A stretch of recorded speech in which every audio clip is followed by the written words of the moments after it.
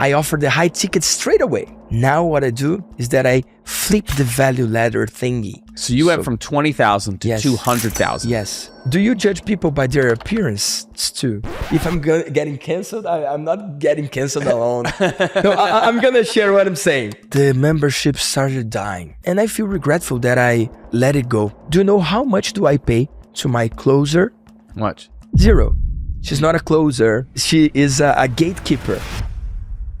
That was Victor Damasio, and his story is something else. He walked away from a law career in Brazil and went on to build one of the most loved marketing communities in the entire country. But here's where it gets interesting. One single shift took him from $20,000 a month to $200,000 a month. And the thing is, he swears it all comes down to 4 simple questions. Question he says that sold more than $20 million. Wait until you hear what those questions are. Let's get into it. Victor, welcome, buddy. Oh, I'm so happy for being here, Stu. Yeah, I'm excited because we've known each other for many years. The first time we met was the very first time I was speaking in Brazil. Yes. And that was an experience in and of itself. You were part of a group that just made me feel so incredibly welcome. And I will always remember you and the group singing Smooth Operator, but changing the words to my name. It was amazing. Stu McLaren. Stu McLaren. Stu McLaren. So before we dive into your strategies and tactics for how you've been growing your incredible business in Brazil, I want to give people some context. So what is it you're helping people in Brazil with? I help them with their message. I believe that everyone is an expert. So I teach them how to be paid for what they know instead of what they do. And because you weren't always in this industry though, right? No, I used to be a lawyer Yeah. and hate my life. But now I'm a good person, right? So I used to be a lawyer. I didn't really enjoy being a lawyer. And then I found Jeff Walker through Erico in Brazil. Yeah. He was launching in PLF Brazil. And then I bought it and it completely changed my life. So I want to hang there for a moment because there's a lot of people that are watching that They're are not in aware. that phase where they're like, gosh, I would love to do something different. I'd love to make that transition. What advice would you give them? Life is too short for you not to become who you came to be on this earth. When I decided to change what I was doing and transform my life, people said, hey, are you going to throw away your 5 years of law, college and stuff? Yeah, dude, that's a lot of time and money and investment. Yeah. I remember I said, I'd rather throw away those last 5 years than the next 50. Ooh. Right? Ooh. I mean, life is too short. That's a perspective. I don't know how it is in Canada or where do you live, but in Brazil, if you're not a medical doctor, an engineer, or a lawyer, you suck. Basically, you suck. So my family, they advised me really hard on those. And then I said, well, I want to be a musician. And they almost bit me. Oh, I want to study philosophy. No, it wasn't an option. Really? So you go first be a doctor or an engineer or a lawyer, and then you pursue your desires. That's what my family said, trying to protect me, of course. But that must have been hard, like going against the grain with all that. Yeah. Where'd you get the confidence to be able to do it? It just happened. I've been through a situation on law. I was an intern and a friend of mine, he committed suicide. And it was a very hard day for me because I couldn't work that day. And I remember knocking at my boss' office, his door, and say, hey, I couldn't work today because this happened. And my boss, he was so hard on me.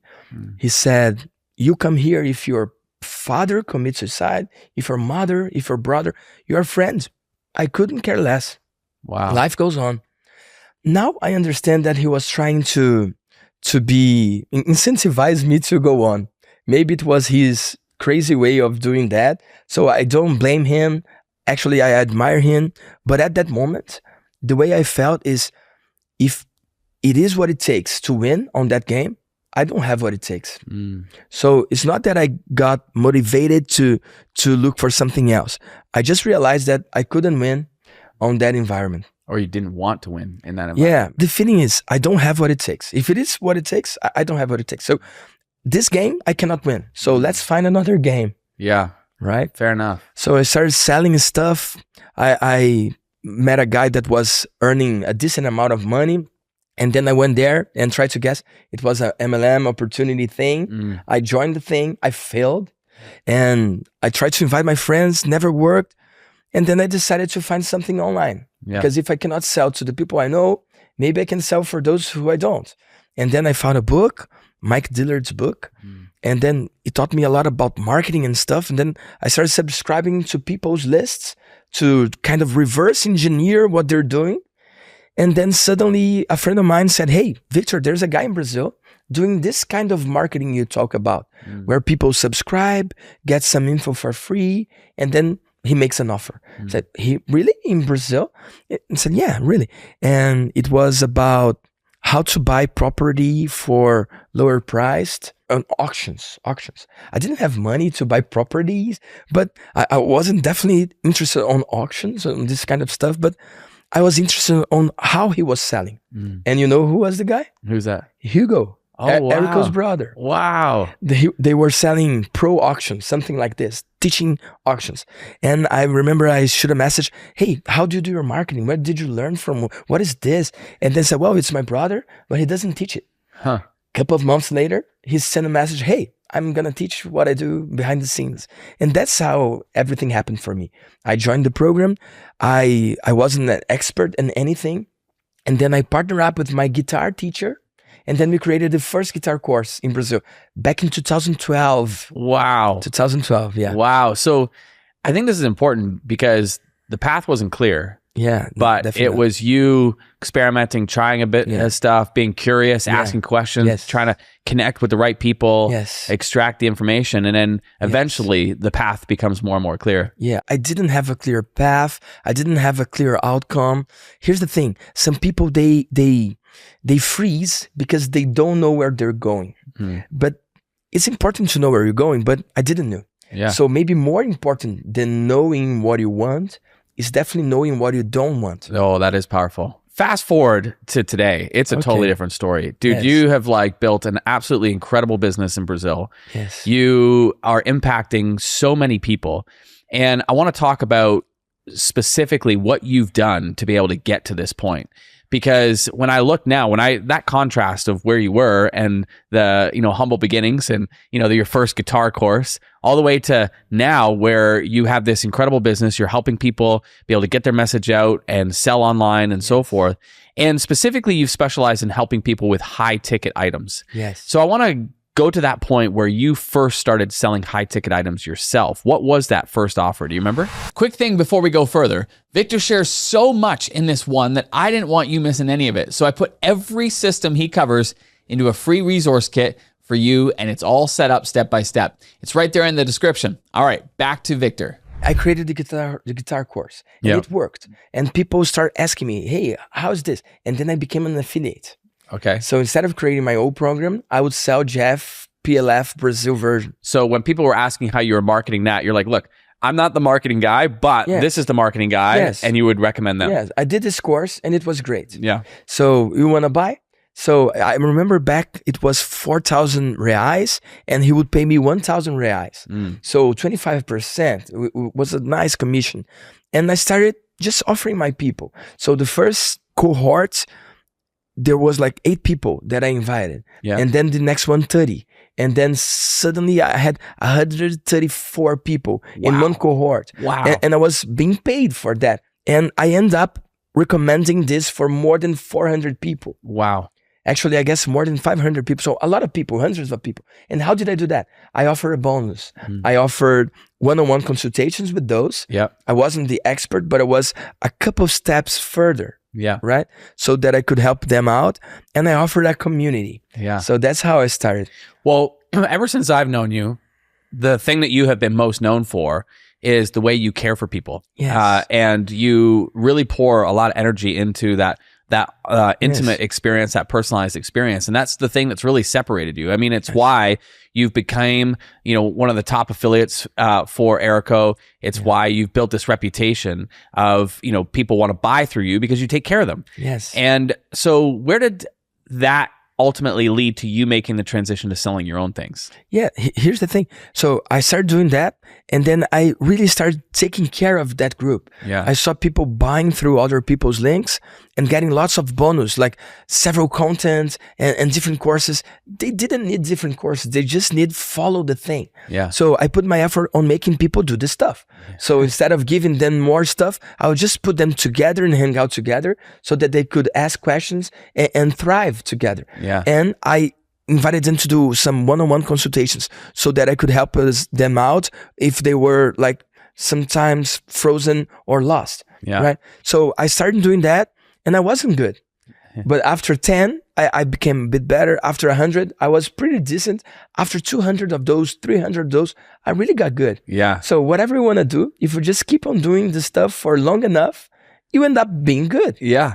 Right. So that's how I started. And then I shifted to create my own thing. Because here's the thing. If you're an affiliate, if you value money over people, sooner or later, you're promoting some shady, weird stuff. Yeah. But if you value people over money, sooner or later, you're going to create your own thing. Yeah. Because people want it. Yeah. You're going to realize, oh, people need this. There's no this in the program. Maybe it would be nice if I teach them that. And then you add things and then you create your own. Does it make sense? Yeah. So what was your products you started to develop yourself after that? I started teaching people how to be affiliates. Okay. Because here's the thing. I only teach what I've been through, right? Some people try to pretend they're experts on something they're not. Yeah. So when I first started, I didn't have any kind of expertise. I hated law. So I partnered up with the guitar teacher. That led me to become an affiliate and teach people how to do the same. Yeah. And then I taught people how to become affiliates. Right. Right? Yeah. And I remember I created an upsell called How to Start from Scratch. And as soon as they bought the Affiliate Summit, Brazil version, they would see a video saying, hey, you just bought this program on being an affiliate. And that was what I did. And it was so helpful for me. But here's the thing. Amongst the top 10 affiliates of every promotion, all of them are producers themselves. They're all like offer owners. They have their own thing. So you already bought the program on being an affiliate. And it's a good decision. But do you also want this so that you can create your own thing? Yeah. And then I created my How to Start from Scratch. So 8 weeks for them to create something and put out in the world, create their own mentorship program. And it's blossomed over the years because you then grew it into a membership. Yes. And how did you market that membership? What was the primary method of doing that? Because you ended up with thousands of people in that membership. Yes, it's so true. And that's, I blame on you. Because here's the thing. I created this program, How to Start from Scratch. It wasn't exactly a community. The community was a bonus for my affiliate offer. And then I created a mentorship program out of this and a mastermind. So I had 3 levels. I had the mastermind, the mentorship program, and the entrance level program. But there was something missing. And then I went to your workshop in Brazil. And you taught me the importance of having a recurring revenue. So instead of just selling one-off course, I would sell a place where people could hang out. So the same stuff that I used to offer as a bonus for those who bought my affiliate offer, I create something similar that they would pay $1,000 per year. So we did the founder launch and we got the first members in there and it was so awesome. And I end up inviting people because they said, you care about people. I do. So I started talking to people one-on-one. And I got to 100 members and then 200 and then 300 all by myself, inviting people. And so you were doing it straight like conversations, one-on-one conversations to sell. The group was created in December 2016, right? And by February, we were already like 400 people. And all of those I invited personally. Wow. Because I really like people, right? Yeah. I already had my mastermind at $20K. I already had my mentorship program at $10K. So creating that 200 a year, 12 installments of 20. It was a no-brainer. It was a no-brainer because that was the mastermind guy, the mentorship guy, now teaching for everyone. So the storytelling behind it was, I was lazy back then. I didn't want to create content. This kind of stuff here, cameras and stuff, I would avoid. So instead of doing content, I created something as a low barrier that would invite me to create content at least once a month. Because those are the deliverables.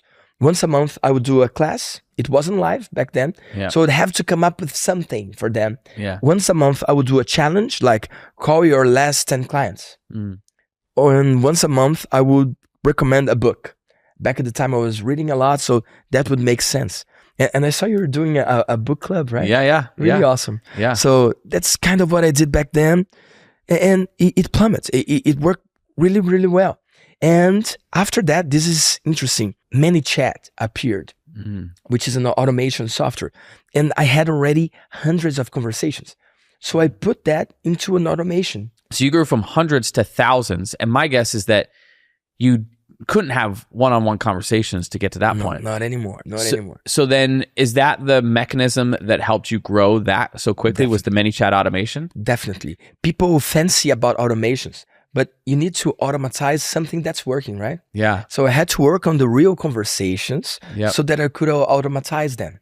I see people spending a lot of time trying to find the right automation before doing the talk, before talking to real people. Yeah. So I had already talked to a lot of people.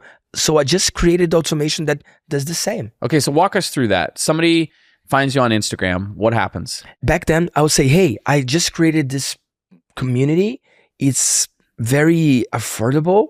And if you don't want to, or you're not ready for my mastermind or my mentorship program, this is the best way so we can start. So there, I spilled the beans over what's working on my highest ticket programs so that you can get used to it. And I used to have the number one in Brazil, which was Myro back then. Yeah. Pedro Sobral's brother. Okay. That used to teach English. He still does that. So he was number one in Brazil, biggest launch. Yeah. And I had a client of mine with just one client. If you're anything between one client and the best in Brazil, the group might be a nice fit for you. I can help you. So that was my marketing strategy back then. So I think people, like you said, often overcomplicate this. Yes. But what I hear you saying is, I got really good at talking to people, and because of that, then I created the automation that did it for me. Yes. And so it'd enter that conversation, you'd recommend the membership, and so you were growing it on an evergreen basis through that DM automation. Yes. And basically, I ask if people are already selling or not. If they weren't, they wouldn't be allowed. So you need at least one client to join the thing, because I didn't want beginners on that. The beginners, I would sell my course. Yeah. And as soon as they make the first sale, they would get the community. And that's an important distinction. So right off the bat, you're segmenting the audience. Segmenting. If they're more beginners, we're going to show them this offer. If you are already selling something, we're going to show you this offer. Yes. And people start to fight to get there. And that drove results for my main course, because they wanted to sell one to be eligible to join the group. Okay, so you said, though, what do you want to hear what I did then versus what I'm doing now? So how is now different? What I do is far different. And part of this was a mistake, and part of this was a great thing to do. So here's what I do now. Whenever someone reach out to me on Instagram, I offer them my highest ticket offer first. So I was doing 6 figures per month. So at least $20,000 per month. And then I did this movement I'm going to share. And then I started doing $200,000 per month. So you went from 20,000 to 200,000. Yes. Wow.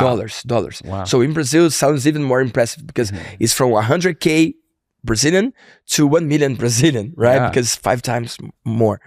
But here's the thing. Back then in 2016, 17, 18, I would offer first my community, my lower ticket, and then I would try to upgrade them to the mentorship program, to the mastermind. Now what I do is that I flip the value ladder thingy. So instead of offering the low ticket first and then the high ticket, if they qualify, I offer the high ticket straight away. Wow. And if they say no, because they don't know me enough, they don't like me enough, they don't trust me enough yet, then I offer the low ticket. I see. Initially, you were offering low ticket, then high. Yes. And now it's high first, then low. Yes. And so you said it's a blessing, but also a curse. Why do you say that? The blessing is because it worked so much. I 10x my business. Yeah. I remember 2021, we did $4 million. Wow. So 2 years earlier, in 2019, we were doing less than 1 million. Wow. So we 4x the business real in 2 years. Yeah. It was really crazy. COVID helped a lot. Yeah. When I say it helps, it's kind of mixed feelings, because I lost my grandma and stuff. It was like a time machine. So everything was faster because of it. But for business, it grew a lot. And this is one of the things. The other thing is that it really worked to sell the high ticket first. And because of that, I was I kind of abandoned my low ticket group, and I'm guilty. I pled guilty because it was working so well, and it still is. That when I got 2,700 people at the group, I already had more than 300 on the higher tickets. So, on the higher tickets. So what I hear you saying is the high ticket was growing and doing so well that you were putting all your energy there and not so much on the membership. And at that point, you had 2,700 members. That's a lot of people, 2,700. Crazy. But And more than 300 on the high ticket. right, yeah, which is amazing. And so, as the saying goes, where the focus goes, the energy goes. Yes. The energy wasn't there. And so what started to happen with the membership? The membership started dying. Like when you say that, what do you mean? So 10% of them would leave to my most intimate group. So your best people are leaving for your higher ticket item. I couldn't manage to make them stick there and on high ticket. My idea is they would upgrade to high ticket and still be on the Facebook community helping people out. This didn't happen because when they upgraded, they got WhatsApp, which is closer. So all the conversations came to the WhatsApp, and the group that was once so alive, it became a bit dead. For me, it's very hard to talk about it because it was very important in my strategy. And this is the 10th year of the group. And I still love the people that can't afford the high ticket, but my focus shifted. Yeah. But now I see it was a mistake. If I could go back in time, I wouldn't change the strategy. I would still focus on high ticket first, but I would put more effort and I would pour more of me on the group. Because it's like a long-term strategy, because those people in the membership are growing up and to be ready for the high ticket. So it's like a natural evolution. Yes. Yeah. By the way, did you hear this? Might be the I just made a sale. I don't know if you hear the sound. Is that Sorry your phone for going off? interrupting. Oh, I just sorry, made a sale. sorry, I just made a sale. It's the second one while we're shooting this. but yes, but it's a bit sad because it was a gift to the world. When I created the group, it was all about democratizing the access to those kind of knowledge. The knowledge that once would be only shared on Mastermind and high ticket coaching programs. And there's nothing wrong about it because I run those. For the first time, anyone in Brazil could be able to afford being in a group where they would get this kind of teachings, right? And it was important. And I feel regretful that I let it go. I want to focus on the good that has come from this, which is your strategy for using social selling to be able to sell your high ticket item. Because I'm curious, and I want to know what specifically you're saying and how you're saying it when somebody is following you on Instagram. So talk us through that process today. Here's the thing. When you start following someone, normally you don't do this at the first time you saw that someone. Normally some kind of content appears for you and you like it. Sometimes you give a heart, like, I like it. Yeah. Right? And then someone sends again a video of that person, or a paid ad show up, or even the algorithm shows you another content of that same guy. Yeah. And then you start following.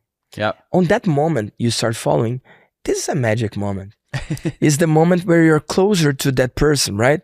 Because now they finally got your attention. So on that very moment, this is the highest probability of a connection. Interesting. So here's what I do.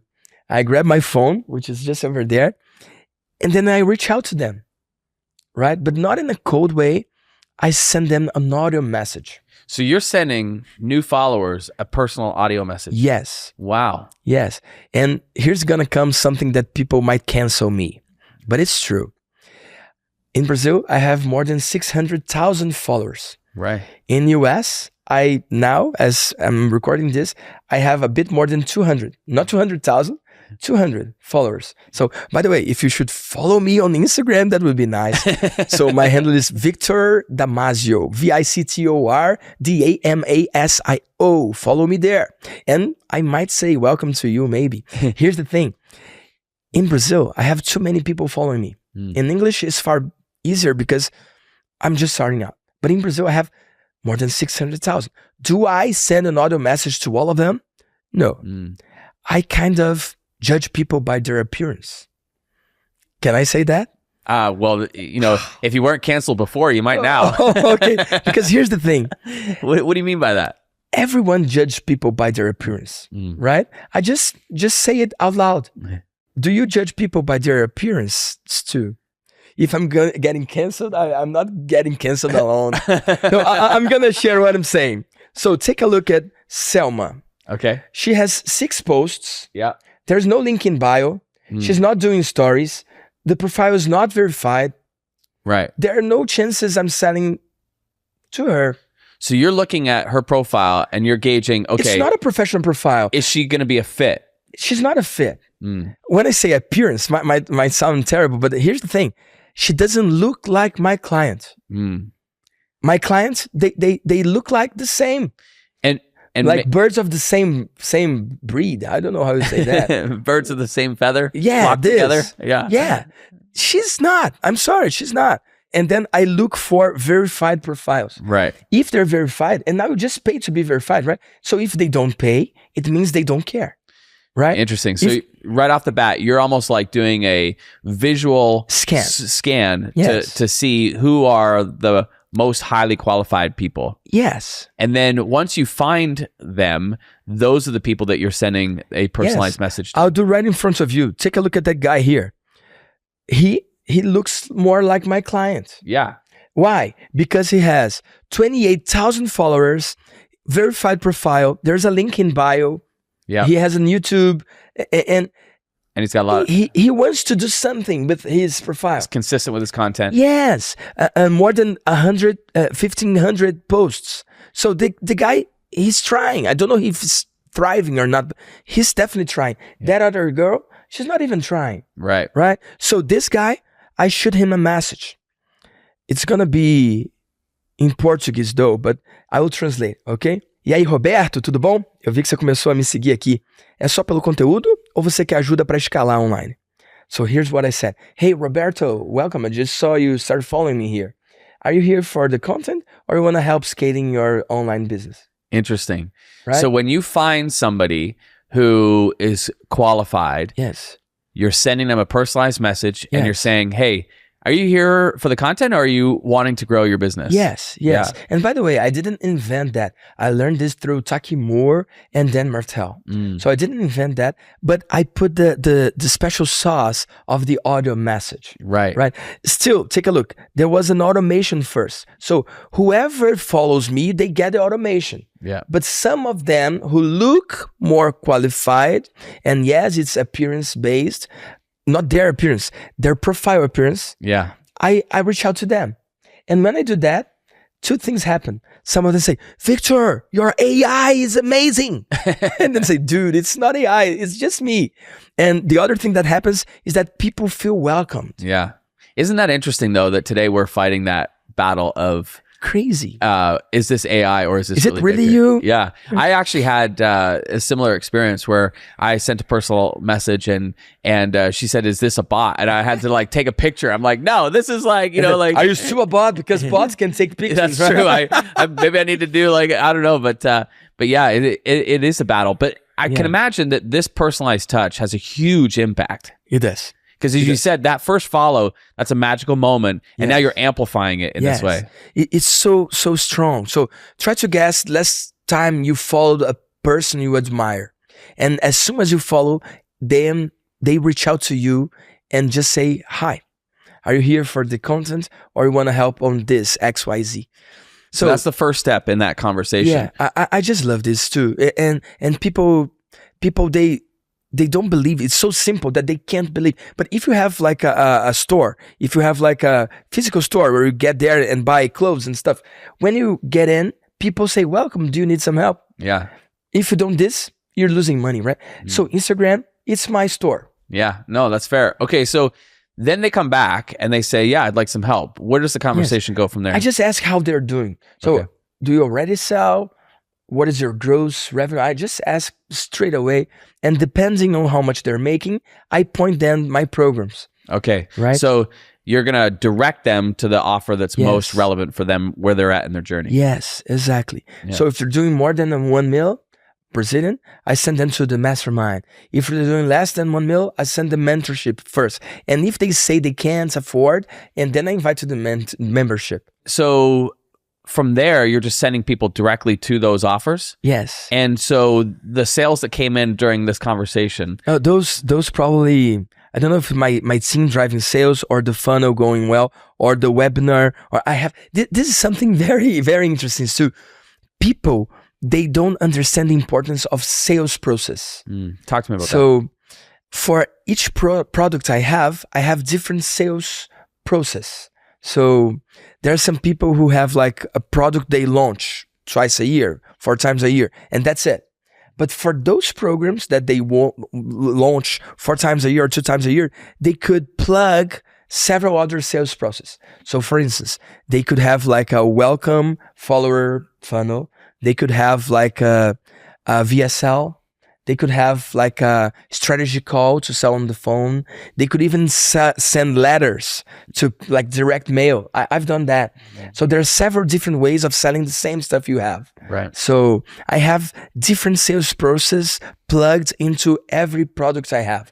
I know it sounds confusing and a bit overloading and overwhelming, but you don't need this to start. You just need one offer to one kind of clients promising one solution. You just need one source of traffic and you just need one offer, right? Well, and what I hear you saying too is that, I mean, we can just start right away with the Instagram. Yes. You got an Instagram audience. Yes. Like this is a very, very simple sales process. Very simple. It's, somebody follows. Yes. You're asking them, are they here for the content or are they here to solve XYZ problem? Yes. And then from there, you're following up, asking few questions, and then guiding them to the solution that is going to be most relevant for them. The way I do is that I send them to an application page. Okay. On the application, they have some info about the program and they can apply. Why is it important to apply? It's a psychological trigger. When you say apply, you reverse polarity. Because here's the thing. Most of the time, someone's trying to sell something. When you reverse polarity, you make them try to work with you. You make them try hard to work with you. And this is not something that you made up. It's not something that you fake it. It's just reality. If they're not the right fit, you don't take them. Yeah, because it would impact the quality of the experience you're creating for everybody else. Yes. On a high ticket offer, like a mastermind group or a mentorship program, a group coaching thing, the only way you can mess it up is by getting the wrong people in. So I really do believe that we need to vet people. And I don't take a client that I don't believe that I can help. So they need to fill an application form. And I didn't invent that. I learned that through Andre Parabellum. So he created those 4 questions and I sold millions through that. I sold more than $20 million. Wow. And most of it using those 4 questions. So walk me through those 4 questions again so everyone's got them. Not again, first time. First time. For them. Yeah. Not for you, but for them. So the 4 questions that reverse polarity and make people work hard to get on your program is, first, why do you think this program is the right fit for you? On that question, they start selling your program to them. To themselves. I've been following you for a while. I see that you have results. So this program is exactly what I want and need because X, Y, Z, right? Got it. So you reverse polarity. They start selling the program to themselves. So question 1, why is this program for you? Question 2, why do you think you are the right fit for the program? And then they start selling themselves to you. I'm coachable. I'm results driven. So if you take me as a client, I'm positive I'm going to become a case study. So we're going to thrive together. I'm going to be one of your best clients and all this stuff. I can follow instructions. I'm hungry to make it work. And some people, they say, well, I'm good. I think I'm a good fit. Try to guess. They're not a good fit, right? If they don't put the effort on the application, they won't put the effort on the program. Yeah. Right? I'm looking for the love letter. I'm looking for those thick answers. Yeah. Right? Not those, yes, I went in. No, you're not getting in. Right. Right? But that's a good distinction. Like if they're not even willing to put the effort in the application, of course. They're not going to be a right fit for the program. Of course. Yeah. My biggest clients in Brazil, they fill the form. My biggest clients in English, they fill the form. Some people don't. But those people, they're not for me, I'm not for them. If they can't fill a form, they won't comply to the program. Got it. Does it make sense? Yeah, definitely. So the reverse of polarity isn't just a given. It's important. Yeah. It's a part of the process, right? Got it. Okay, so question 1 is, why is this program good for you? Question 2 is, why are you a good fit for the program? Yes. What's question 3? Price. So this program costs X. Can you afford it right now?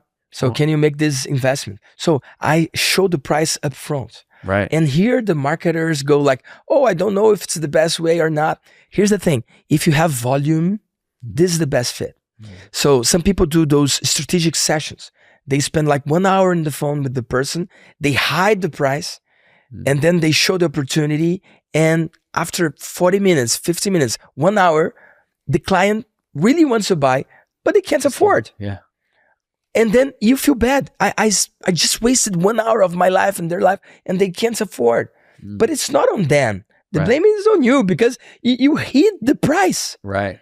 I mean, if you want to buy a MacBook, you know the price. If you want to buy a Ferrari, you know the price. You know if you can afford it or not, right? Why those coaches hide the price as if it's something like, oh, the surprise they might. No, I don't believe this, right? So I say the price up front. Yeah. And here's the thing. When I say the price, some people say yes. Some people say no.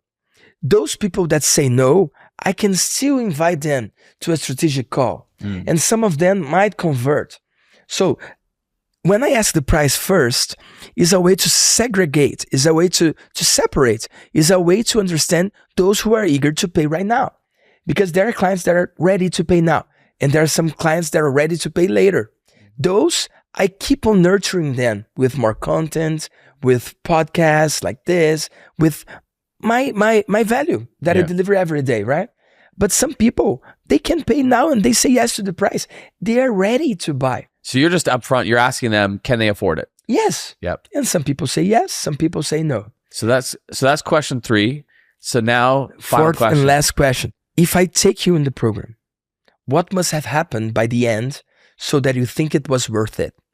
So basically, I ask for the expectations. Yeah. Why? Because some people, they want the program, they are coachable, they can afford, but they're delusional about the possibilities of the results. So for you, it would be a red flag if somebody said, well, I expect that when I come into the program, like in a month's time, I'm going to, make $1 million. Yeah. You're not. Right. I have some clients that did. Yeah. But it's not. It's common. hard. It's rare. Yeah.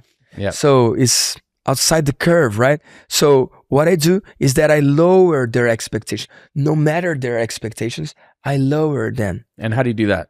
On the phone call or in the audio. So back then, I used to do phone calls. So as soon as they would apply, I would get those answers. And if I like them, I would reach out to them. So it's not a strategic session like 1 hour. It's like 20-minute call. And on the call, try to guess what I do. You're going through those questions? I just go through the questions again.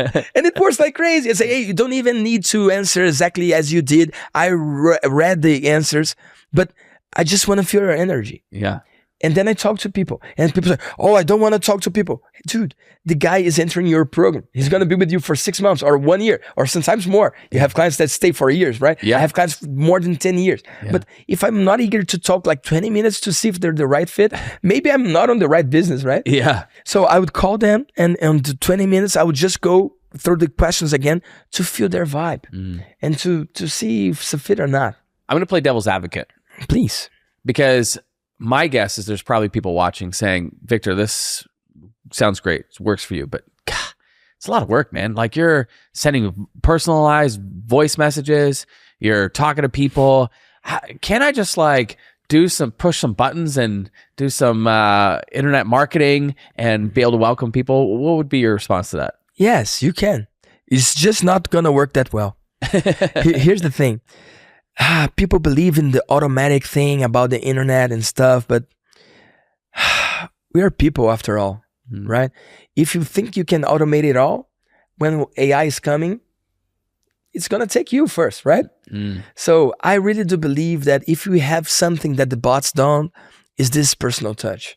I really use this because I love this. Well, I've seen it be your advantage. I've seen the relationship and the depth of the relationship that you have formed with your students.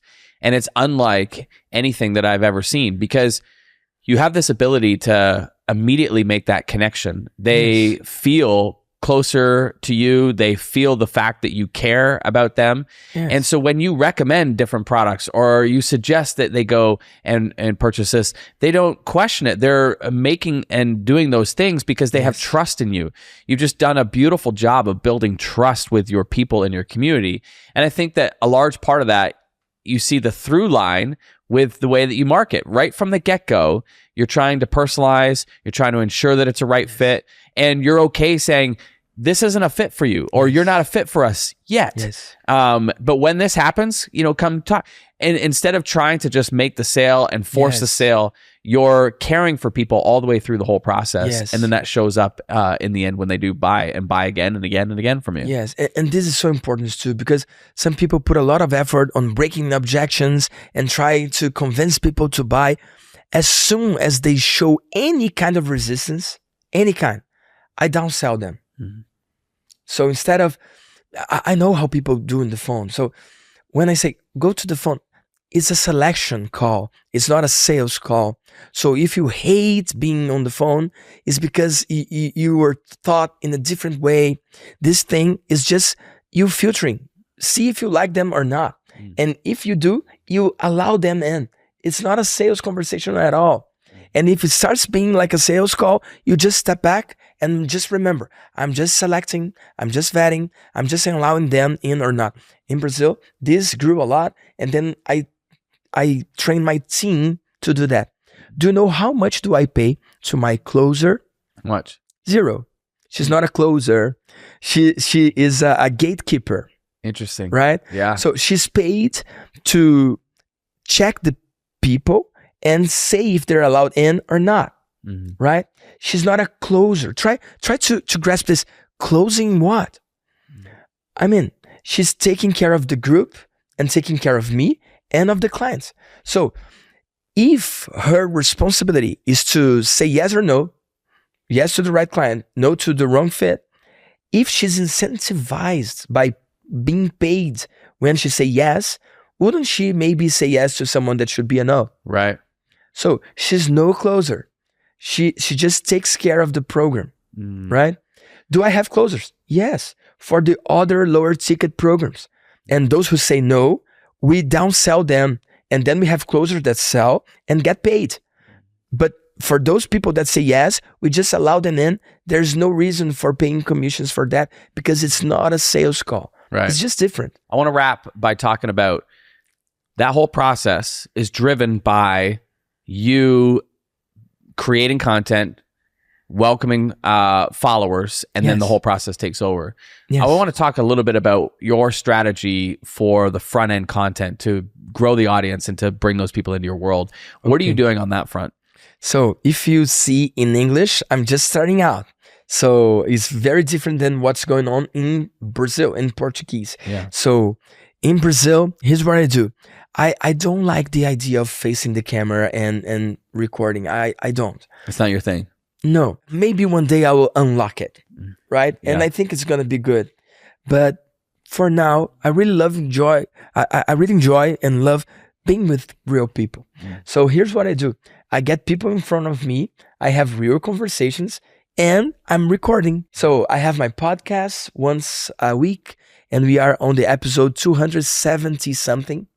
So it's been a couple of years and I only interview clients. Yeah. So every episode work as a piece of testimonial somehow. Yeah. It's about them, but it's about what we create together, right? So it works very well. And the podcast, we can derivate, is this a word? Repurpose in like emails that we send, and we get the shorts and we post it there too. So I have 200,000 subscribers on YouTube, and mainly it's the podcast, but I'm very active on Instagram, sharing my life. Yeah. Just saying what I'm doing, just journaling. I journal through my Instagram. Yeah, and we had a conversation off camera yesterday about this, where Yes. for you, you're not thinking about the content piece per se. You're just essentially capturing what you're doing everyday life and just sharing your thoughts in the moment. Yes. And we were at a mastermind here, and you're just like, I was just highlighting or sharing what I learned that day. Yeah, and how I feel and all this stuff. Yeah. And then my team, they pick those moments, and sometimes they create some outlines for me to record a video or something. Yeah. Right. And I really love this. So I have mixed feelings because it seems like a lazy way to do content, right? And it is. I wouldn't necessarily say it's lazy. I think it's just like everybody's got to find their own style to be able to stay consistent, you know. And I think that more than anything is the most important piece. And you found a format that works for you. Yeah. For you, it's capturing life on the go, sharing your thoughts. And I love the framing of like, it's just you journaling in a video format. Yes. And then from there, your team is taking that and, you know, repurposing it, doing other things with it. And I have a pace, I have a rhythm. So every other Tuesday, I'm with clients and I share a bit of this. And then I share what I did with clients. And every Monday, I have the podcast going out. So there is a pace. I like the idea of Gary Vee. He says, instead of creating content, just document. Yeah. So live a life worth it living, and then just let people see a bit of it, right? I want to wrap. You have recently become a father. Yes. How has that changed the way you think about business? Wow. Dude, this is profound.